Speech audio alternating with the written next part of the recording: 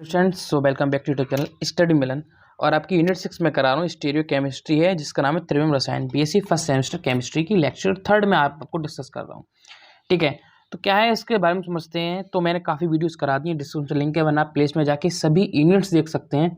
ठीक है, अगर आपकी यूनिट नहीं मिलती तो आगे स्टडी में लिख दीजिए, यूनिट लिख के आपको मिल जाएगी।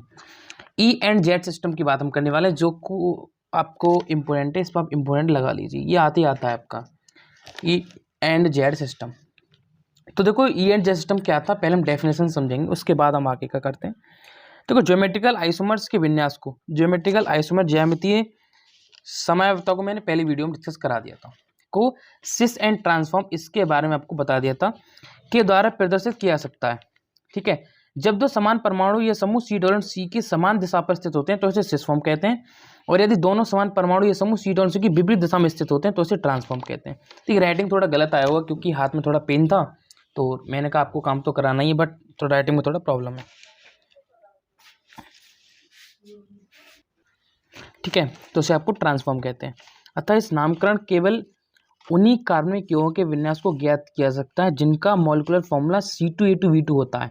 ठीक है, ये मैंने आपको बताया था कि हम ट्रांसफॉर्म और सिस्फॉर्म तभी फाइंड करते हैं, इसका फॉर्मूला क्या होता है, C2H2V2 होता है।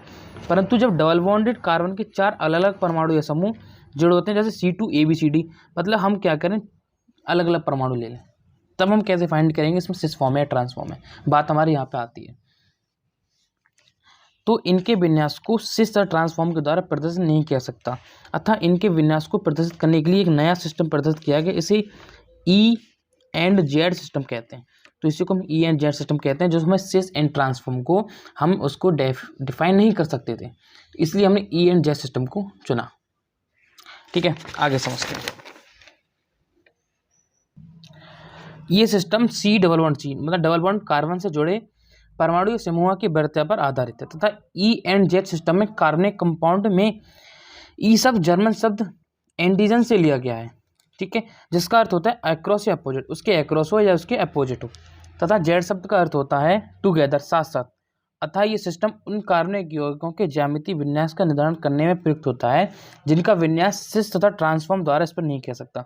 मतलब हमारे वे कंपाउंड जिनको हम सिस फॉर्म या ट्रांसफॉर्म के द्वारा स्पष्ट नहीं कर सकते थे। ठीक है, अब इस प्रकार इन कंपाउंड्स के विन्यास को स्पष्ट करने के लिए CN Cahn Ingold, CuHN Cahn Ingold and Prelog ने EZ सिस्टम प्रतिपादित किया। यहाँ से आपका बनता है ऑब्जेक्टिव। ठीक है, किसने EZ सिस्टम को दिया था। ओके, तो इस सिस्टम के द्वारा ज्योमेट्रिकल विन्यास का निर्धारण निम्न 2 पदों में कर सकते हैं। तो हम क्या है, इन 9 पदों के द्वारा हम समझते हैं कि इसमें कौन कौन सी जो वस्तुएं आपकी इसमें यूज की जाती हैं, कौन कौन से फॉर्मूले आपके यूज कर जाते हैं। सबसे पहले डबल बॉन्डेड कार्बन से जुड़े परमाणु या समूह में अधिक वरीयता वाला परमाणु या समूह ज्ञात किया सकता है।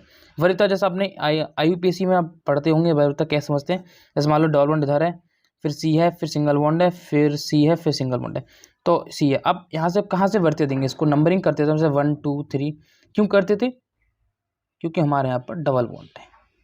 आई बात समझ में, तो वहीं इसमें इसी वरीयता की हम बात कर रहे हैं।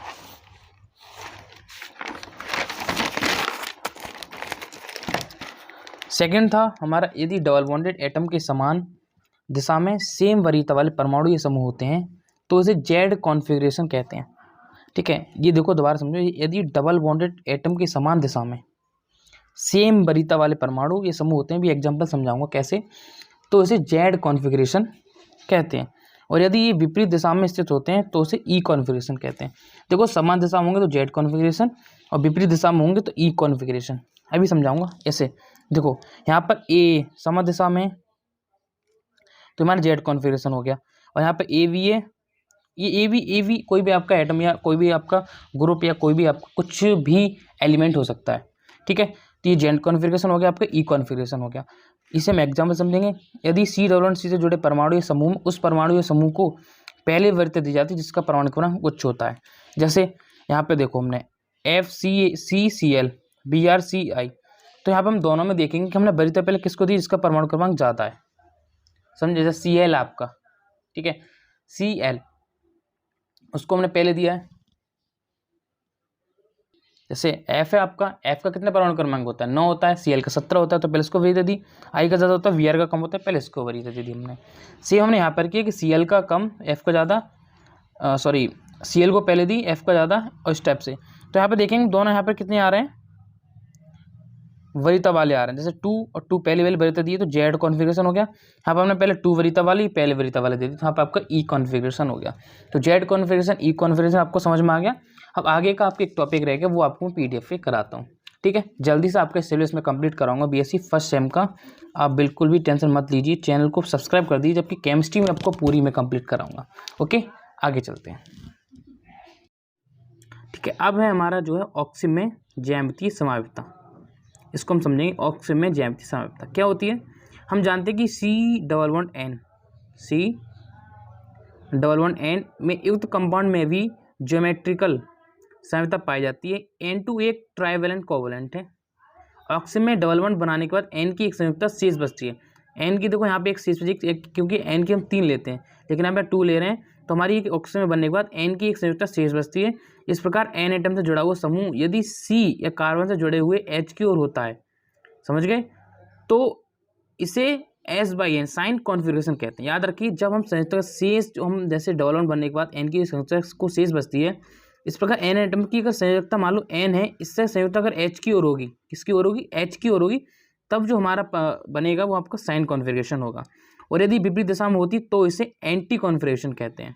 जैसे साइन तथा एंटी को सिस व ट्रांस के समरूप माना जाता है। एग्जाम्पल, जैसे मैं एल्डोग्राम में S/N साइन तथा एंटी कॉन्फ़िगरेशन को निम्न प्रकार प्रदर्शित किया सकता है। जैसे हमने यहाँ पे एंटी में किया, देखो यहाँ पे कोई भी एल्किन समूह हमारा H है, NOH है, ठीक है। यहाँ भी हमने क्या, ये एंटी कैसे हो गया हमारे, तो RH तो हमारा सेम जुड़ा हुआ है C से, हमने N को एक OH से जोड़ के सिंगल बॉन्ड से इधर लगा दिया, ठीक है।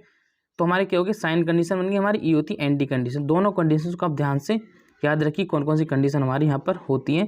कि हमने सिर्फ इतना किया कि इसके सिंगल बॉन्ड से अगर H यहाँ पर जुड़ा होता तो हमारी कौन सी चेंज हो जाती, ठीक है। अब नीचे देखेंगे, प्यूटोग्राम भी ज्यामितीय समवेतता प्रदर्शित करते हैं, परंतु इसमें कीटो ग्रुप दो विभिन्न एल्किल समूह से जुड़ा होता है। इस स्थिति में स्मॉल एल्किल समूह तथा N से जुड़े समूह समान दिशा में होने पर साइन कॉन्फ़िगरेशन और विपरीत दिशा में होने पर एंटी कॉन्फ़िगरेशन होता है। देखो यहाँ पे, देखो आपको समझ आ जाएगा। यहाँ पे CH3CO2H सेम हमने यहाँ पे CH3CO2H है, लेकिन यहाँ पे क्या किया हमने, इसके पहले एक सिंगल बॉन्ड से ऊपर की ओर जोड़ा, लेकिन यहाँ पे OH कर दिया हमने, ठीक है। यहाँ पे आप चाहे तो ऐसे भी लिख सकते हैं H-O, ठीक है, ऐसे और लिख सकते हैं। ऐसे लिखेंगे ज़्यादा बेटर, आपको समझ में आएगा, क्योंकि यहाँ पर हमारी O से वैलेंस जुड़ रही है, लेकिन यहाँ पर हमारी S से डायरेक्ट जुड़ेगी, तो इसको चेंज करके आप HO भी लिख सकते हैं। तो हमारी जो कंडीशन बनती है साइन बनती है, और आपकी एंटी कंडीशन। फिर आपका एलिसिलिक कंपाउंड्स में ज्योमेट्रिकल आइसोमेरिज्म, ठीक है, इसको मैं आपको कराऊंगा लिख के, क्योंकि आपको ऐसे ही समझ में नहीं आने वाला, ठीक है। तो वीडियोज़ मैं आपको प्रोवाइड करता हूँ जल्दी जल्दी, तो चैनल को सब्सक्राइब, वीडियो जरूर शेयर कर दीजिए, ऐसी वीडियोज़ मैं आपको प्रोवाइड कराता हूँ।